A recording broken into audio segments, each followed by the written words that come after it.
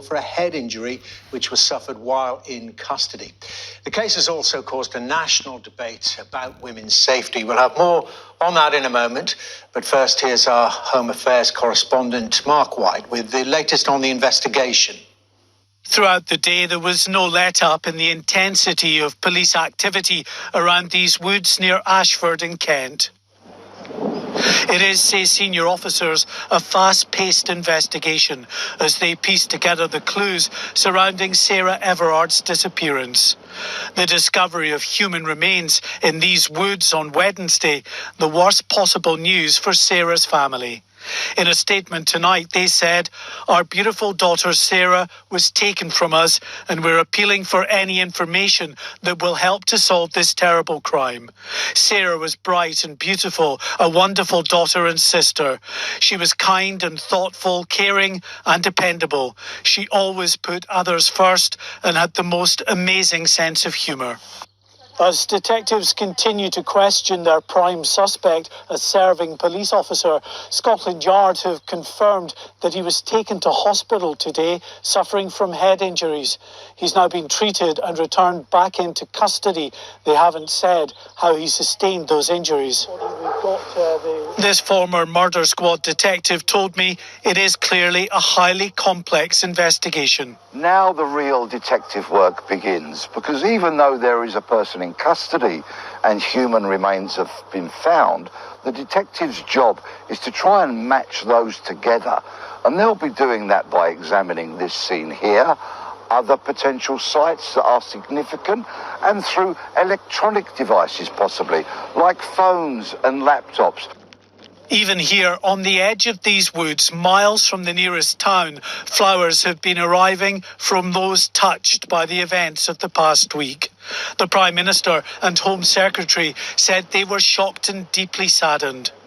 The London Mayor summed up that sense of shock in Sarah's adopted city.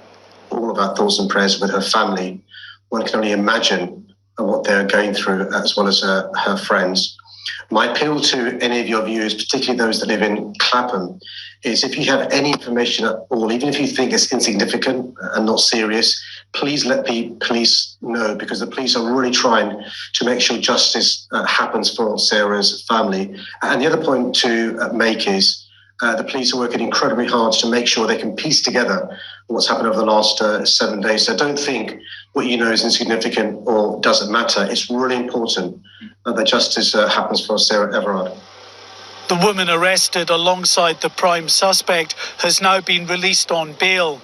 Amid the understandable public anxiety, Scotland Yard said extra patrols will be out on the streets where Sarah Everard was last seen 8 days ago.